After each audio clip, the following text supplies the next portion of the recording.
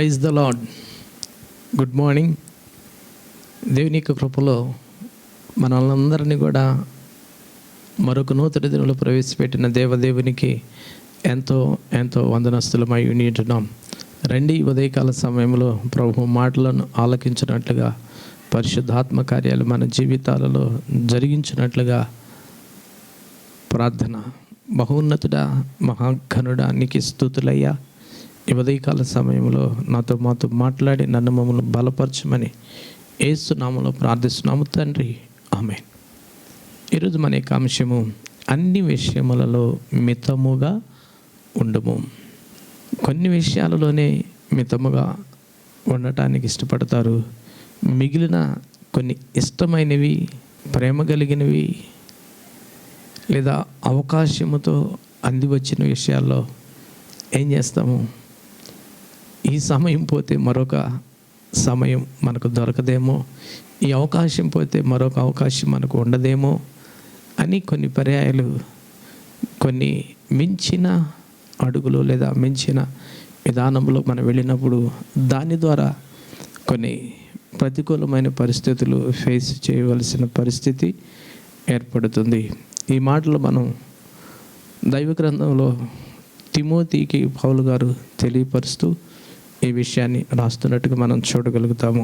2వ తిమోతి రాసిన పత్రిక 4వ అధ్యాయము 5వ వచనంలో మనం చూసినట్లయితే, నీవు అన్ని విషయములలో మితముగా ఉండుము, అన్ని విషయాలలో మితముగా ఉండుము అంటాడు అని చెప్పి, శ్రమ పడుము, సువార్తికుని పని చేయము, నీ పరిచర్యను సంపూర్ణముగా జరిగించుము.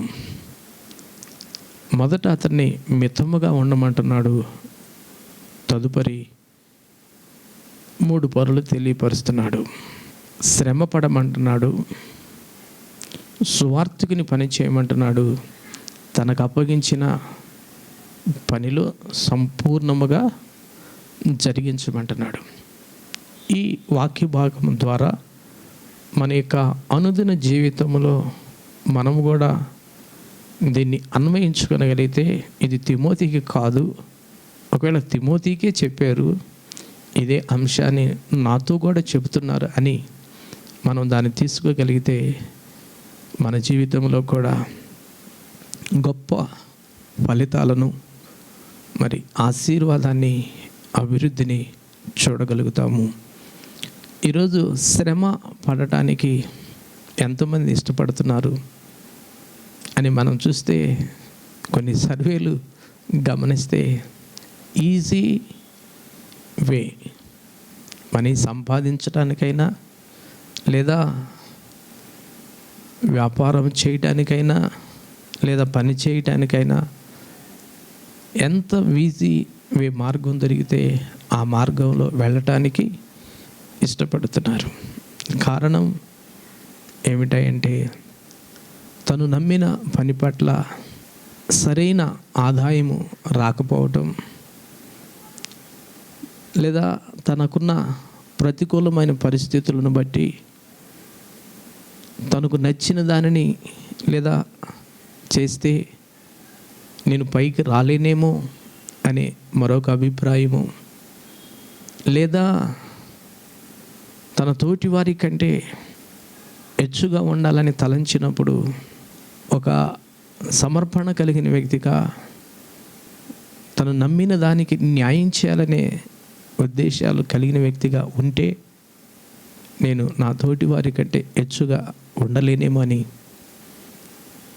పక్కన పెట్టేసి ఆయా మార్గాల్లో అడుగులు వేస్తున్నారు.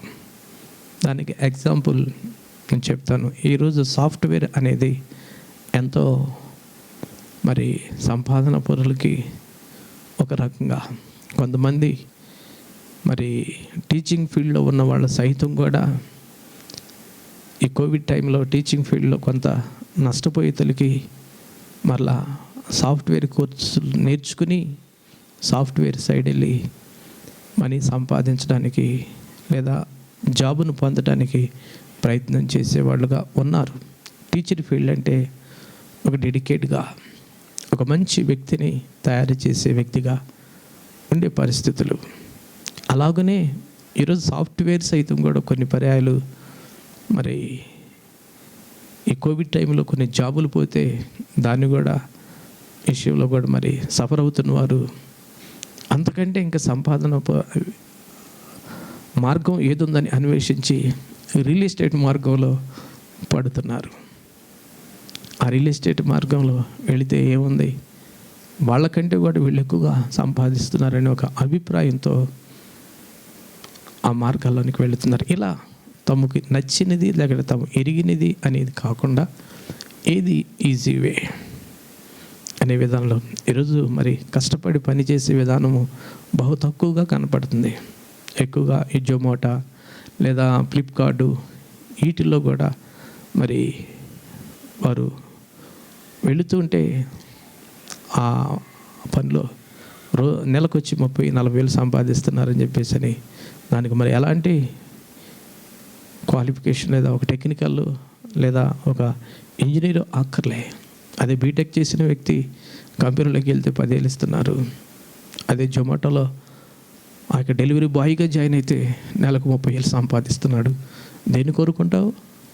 డబ్బులు కావాలి కాబట్టి డెలివరీ బాయ్కైనా వెళ్తున్నాడు తప్ప, అయ్యో నేను చదువుకున్న స్థానాన్ని బట్టి నేను ఒక ఇంజనీర్గా ఒక కంపెనీలో మంచి ఒక వర్కర్గా లేదా ఒక సూపర్వైజర్గా ఒక క్వాలిటీగా అన్నట్టుగా విధానంలో అడుగులు వేయట్లే. కానీ ఇక్కడ అది లోకం. ఆత్మీయతలో మనం ఇక్కడ గమనించినప్పుడు పౌలు గారు చెప్పే మాట, నా కుమారుడైన తిమోతి నీవన్ని విషయములలో మితముగా ఉండుము.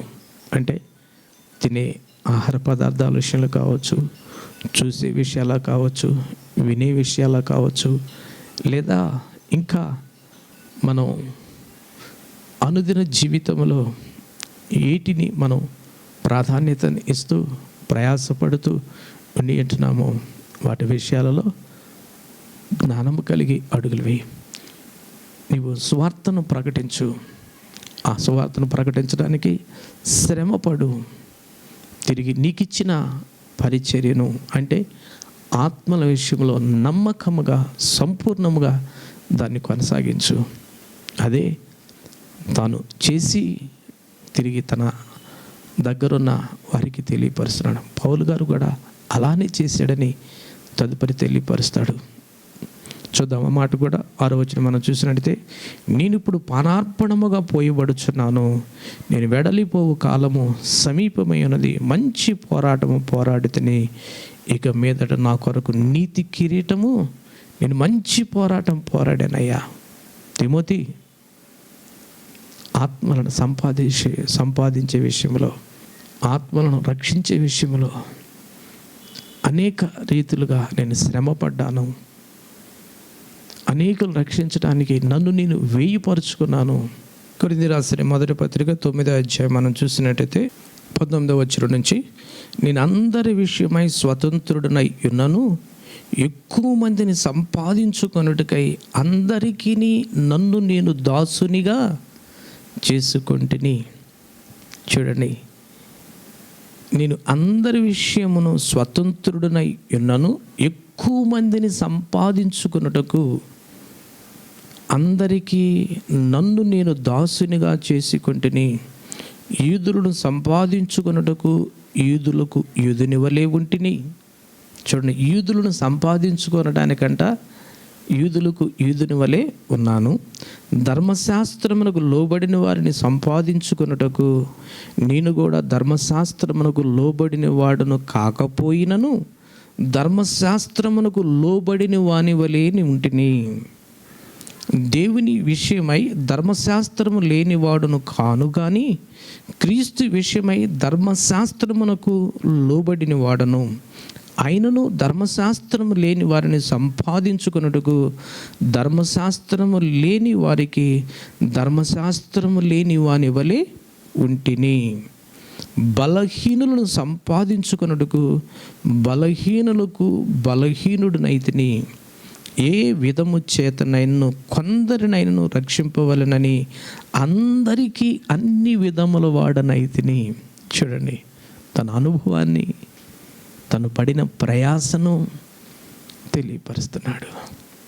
కొరింథీ సంఘానికి. ఆత్మలను సంపాదించాలి. ఏదో ఒక విధముగా కొందరినైనను దేవుని యొద్దకు నడిపించాలి, దేవుని యొద్దకు తీసుకురావాలని తాపత్రయం, తపనండి. చూడండి, మరి దినాలలో మరి ఆత్మీయముగా మనం ఎంత మేరకు అవగాహన చేసుకుని అడుగులు వేసేవారముగా ఉండి ఉంటున్నాం అంటున్నాడు పౌలు గారు తిమోతిని. నా కుమారుడైన తిమోతి, అన్ని విషయాలలో మితముగా ఉండుము. ఇది మరి ఎక్కువగా స్వార్థ పని చేసే వారికి ఎంతో, దేవుని పరిచర్యలో ఉన్న వారికి ఎంతో అవసరం. ఒక సైనికుని వలె నీవు నేను ఉండాలని ప్రభు మన పట్ల తలుస్తున్నాడు. అదే తిమోతి పత్రికలో 2 తిమోతి పత్రిక 2:3 క్రీస్తు యేసుకు ఒక మంచి సైనికుని వలె నాతో కూడా శ్రమను అనుభవించుము. నాతో కూడా శ్రమ, నేను శ్రమను అనుభవిస్తున్నానయ్యా, నీవు నాతో కూడా శ్రమ అనుభవించు. సైనికుడు ఎవడను యుద్ధమునకు పోవునప్పుడు తన దండులో చేర్చుకుని వారిని సంతోషపెట్టవలనని ఈ జీవన వ్యాపారంలో చిక్కుకొనడు. మరియు జట్టి అయిన వాడు పోరాడినప్పుడు నియమ ప్రకారం పోరాడుకుంటే వానికి కిరీటము దొరకదు. జట్టి అయిన వాడు ఒక నియమం ఉంటుంది, ఒక సైనికుడికి ఒక నియమం ఉంటుంది. ఆ నియమ ప్రకారం పోరాడకపోతే కిరీటము దొరకదు. నాతో కూడా శ్రమ అనుభవించు, దండులో చేర్చుకున్న వారిని నువ్వు సంతోషపెట్టాలి తప్ప బాధ పెట్టకూడదు అని ఈ విషయాలను తెలియపరుస్తున్నాడు. ఈరోజు మరి మనము కూడా మన ఆధ్యాత్మికమైన జీవితాలలో మనము ఈ నియమ నిబంధనలను మనం కలిగిన వారంగా ఉండగలిగితే మన సంఘంలో చేర్చబడటం వలన సంఘ నాయకులు లేదా దైవజనులు సంతోషించబడాలి. అలాగనే ఒక కుటుంబంలో మనం చేర్చబడటం వల్ల ఆ తల్లి తండ్రి సంతోషించాలి.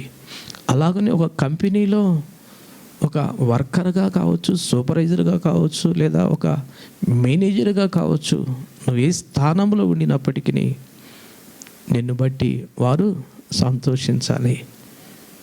అలాగనే ఒక హాస్పిటల్లో కానీ నువ్వెక్కడ ఏ స్థలములో ఏ స్థితిలో ఏ స్థానంలో ఉండినప్పటికీ నిన్ను చేర్చుకున్న వారు నిన్ను బట్టి సంతోషించాలి. ఎలా సంతోషించగలుగుతారు? నీవు దేవుని ఎడల భయభక్తులు కలిగి ఉండగలిగినప్పుడు సంతోషించగలుగుతారు, ఆనందించగలుగుతారు. మనం దేవుని ఎడల భయభక్తులు లేకుండా ఉంటే మనకు మనమే మోసం చేసుకుంటాము. మనల్ని బట్టి మన తోటి వారికి కూడా మోసం చేసే వాళ్ళముగా ఉండగలుగుతాము. కనుక ప్రభు మన పట్ల ఆశించుచున్న ఉద్దేశాన్ని మనం ఏం చేయాలి? ఎరిగి అడుగులు వేయాలి. ఇది మనం ఎరుగునప్పుడు, మనం గ్రహించినప్పుడు, మనం గుర్తించినప్పుడు మన జీవితాలలో కొన్ని బౌండరీస్ దాటి వెళ్ళిపోతాం, లిమిట్స్ దాటి వెళ్ళిపోతాం. సముద్రానికి ఆయన ఎల్లలు నియమించాడు. సముద్రం ఎంత పొంగినప్పటికీ కూడా దానికంటూ ఒక హద్దుని ఉన్నది. సూర్యుడు కూడా ఉదయించటానికి ఒక సమయం ఉన్నది. చంద్రునికి వెన్నెలను ప్రకాశించడానికి కొంత సమయం ఉన్నది. నక్షత్రాలు ప్రకాశించడానికి సమయం ఉన్నది. ప్రతి దానికి సమయము అనే దాన్ని పెట్టినాడు. అలాగనే మరి మనము కూడా అన్ని విషయాలలో మితముగా, అంటే లిమిట్స్గా ఉండాలి. ఆ లిమిట్స్ దాటి మనం అడుగులు వేస్తే ప్రమాదములో పడిపోయే ప్రమాదము ఉంటుంది.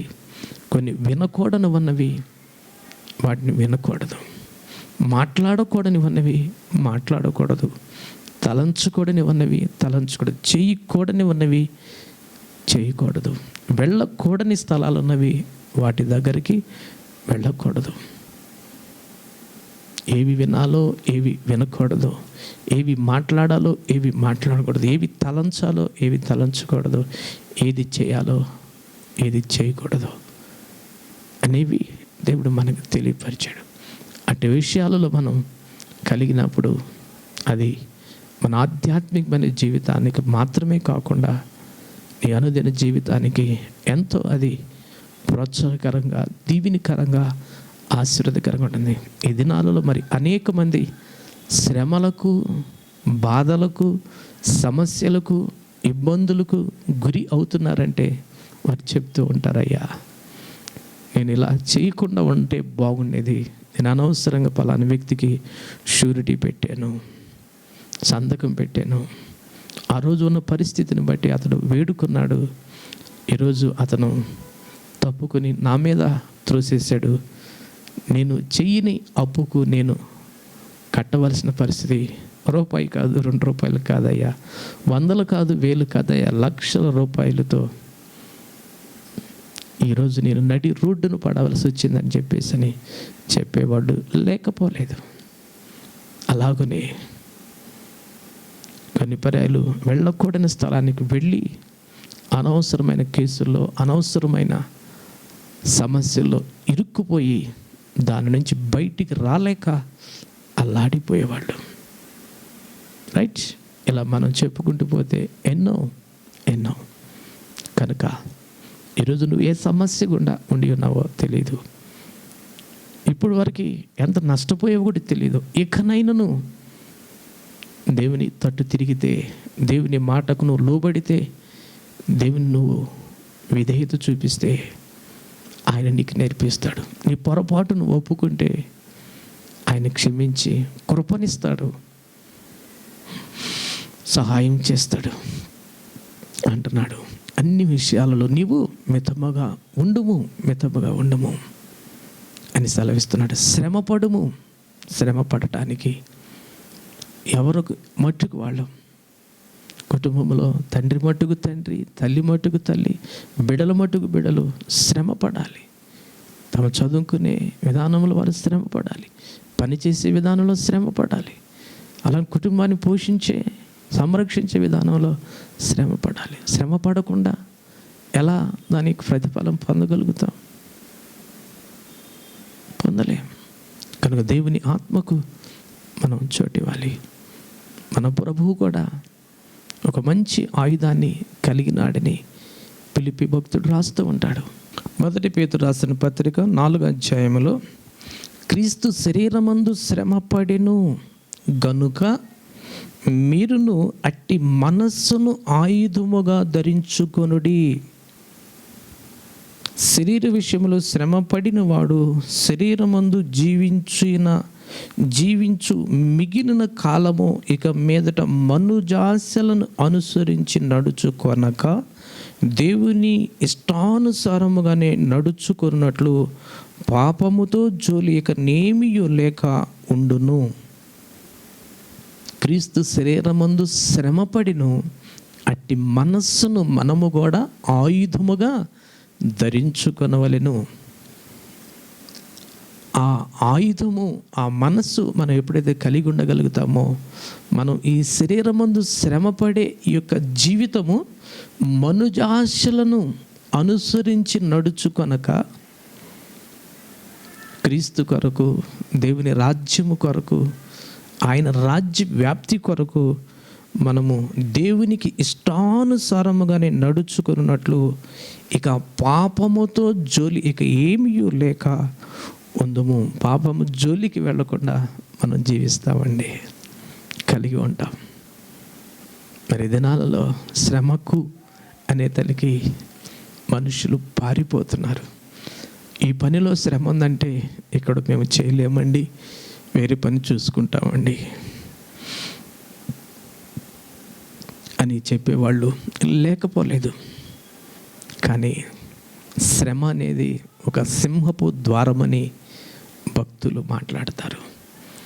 శ్రమ పడినప్పుడే దాని ఫలితము ఎంతో సంతోషకరంగా, దీవెనకరంగా, ఆశీర్వాదకరంగా ఉంటుంది. ఒక తల్లి బిడ్డకు జన్మనివ్వాలంటే శ్రమ పడాలి. శ్రమ పడినప్పుడు ఆ శ్రమలో వచ్చే ఆ ఫలితము ప్రమోషను, బిడ్డకి ఎప్పుడైతే జన్మనివ్వగలుగుతుందో ఆమెను తల్లి అంటారు తప్ప కుమారి అనరు, కన్యక అనరు. ఆమె యొక్క ప్రమోషన్, ఒక బిడ్డకి జన్మనిచ్చినప్పుడు తల్లి, వేవేలకు నువ్వు తల్లి వగుదువని ఆనాడు లాబాను తన సహోదరి అయిన రిబ్కాని దీవించినట్టుగా ఆమెకు దేవుడు ప్రమోషన్ ఇస్తాడు. ఈ లోకములో తన యొక్క సంతానం ద్వారా, ఉత్పత్తి ద్వారా భూలోకాన్ని నిందించడానికి ఆనాడు అబ్రహాముకి ఇచ్చిన వాగ్దానము నెరవేర్పు జరుగుతుంది.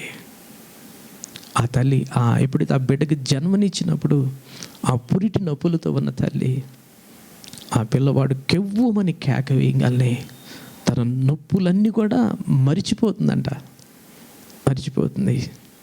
నేను కూడా ఒక బిడ్డకి జన్మనిచ్చాను, తల్లినైనాను అని ఆ అనుభూతులను తలంచుకుంటూ ఆ నొప్పులను మరిచిపోతుందంట.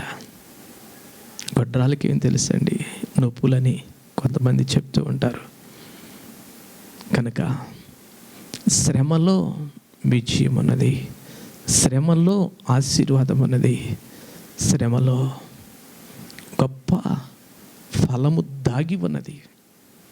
మరి ఈ దినాలలో మరి ఎంతమంది శ్రమ పడటానికి ఇష్టపడుతున్నారు? మనం శ్రమ పడినప్పుడే పరీక్షలో విజయాన్ని చూడగలుగుతాం, వ్యాపారంలో లాభం చూడగలుగుతాం, ఉద్యోగంలో ప్రమోషన్ చూడగలుగుతాం, లేదా కుటుంబంలో సమృద్ధిని చూడగలుగుతాం. సోమరి ఉంటాడు, శ్రమ పడడు. విత్తనాలు వేసే కాలంలో కూర్చుంటాడు, పంట వేసే కాలంలో ఏడుస్తాడు. కారణము శ్రమ పడలేదు కనుక మనము కూడా ఏం చేయాలి? ఎవరికిచ్చిన బాధ్యతను వారు సంపూర్ణంగా చేయడానికి మరి శక్తి లోపం లేకుండా చేయగలిగితే దాని ఫలితం ఒక రోజుకి తప్పక చూస్తాము. ఇప్పుడు కనబడకపోవచ్చు, కానీ తగిన సమయమందు ఆ సంపూర్ణమైన ఫలితం అనేది దేవుడిస్తాడు. మనం దైవ గ్రంథంలో రూతు గురించి చూసినట్లయితే తన అత్తయ్యని నయోమిని పోషించడానికి శ్రమ పడుతుందండి. పొలం వెళ్ళి పరిగెరుకుని దాన్ని దొల్లకొట్టుకుని తీసుకుని వచ్చి తన అత్తకు పెట్టి ఆమెను తిన్నాక మిగిలిస్తే తినే విధానంలో ఉంటుంది. ఎంతో శ్రమ పడింది. పరిగెరుకోవటం అంటే చూడండి. అయినప్పటికీ కూడా అత్త, నీ దేవుడే నా దేవుడు, నన్ను మరణం తప్ప మరి ఏది కూడా వేరు చేయదని అడుగులు వేసింది. ఆమె చేసిన దాన్ని బట్టి అక్కడ బోయాజు మాట్లాడతాడు, అమ్మా నువ్వు చేసిన దానికి యెహోవా నీకు ప్రతిఫలం ఇస్తాడు, సంపూర్ణమైన బహుమానం ఇస్తాడు. అందు నిమిత్తమే నువ్వు ఇక్కడికి వచ్చావు. యెహోవా రెక్కల క్రింద సురక్షితంగా ఉండే నిమిత్తమని సంరక్షణ ఇచ్చాడండి, కాపుదలను ఇచ్చాడు, తన జనులకి ఆజ్ఞాపించాడు, ఆమె జోలికి వెళ్ళవద్దు అని సెలవిచ్చాడు. మరి ఆ బిడ్డ 3 బారిన స్థితిలో ఉన్న బిడ్డ మరి వంశ వృక్షములోనికి, క్రీస్తు యేసు యొక్క వంశావళిలోనికి ఒక వృక్షములాగా చేర్చబడి తన సంతతి ద్వారా లోకానికి రక్షకుడిని అందించగలిగింది.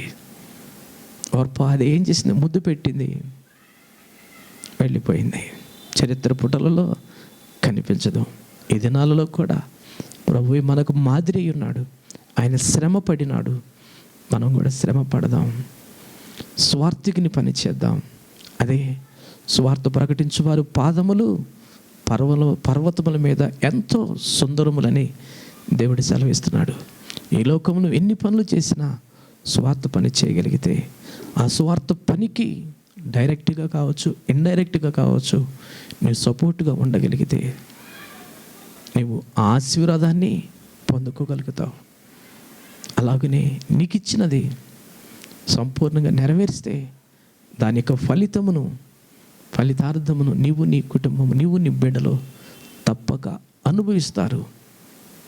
కనుక దేవుడు మనకిచ్చిన అన్ని విషయాల్లో మితముగా అడుగులు వేస్తూ మరింతగా దేవుని కృపను పొందుతూ ముందుకు కొనసాగించబడదాం. అట్టి కృప దేవుడు మనకు దయచేయును గాక. ఆమేన్. దయగలిగిన మా తండ్రి, నీకే వందనాలు.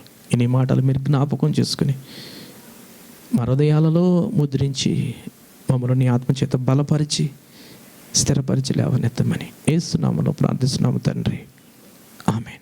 కార్యక్రమం వీక్షించిన మీ అందరికీ కూడా క్రీస్తు నామములో నా హృదయపూర్వకమైన నిండు వందనాలు. దేవుడు మీకు తోడై ఉండును గాక.